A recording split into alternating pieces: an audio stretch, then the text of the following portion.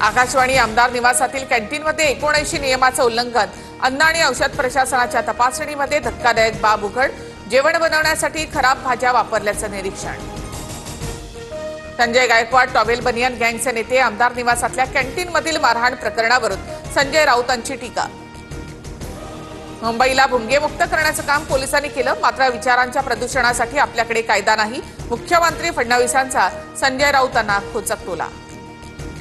मराठीचा भव्य मोर्चा निघालेल्या मीरा रोडमध्ये 18 जुलैला राज ठाकरेंचा दौरा, तर मराठीवर प्रेम असल्यास उद्याच अजान मराठीमध्ये सुरू करा, मंत्री नितेश राणे यांचं आव्हान। आगामी स्थानिक स्वराज्य संस्था निवडणुकांसाठी 1 जुलैपर्यंतची पाठवलेली मतदार यादी वापरा, राज्य निवडणूक आयुक्तांचे निर्देश, निवडणूक 3 टप्प्यांमध्ये होण्याची शक्यता।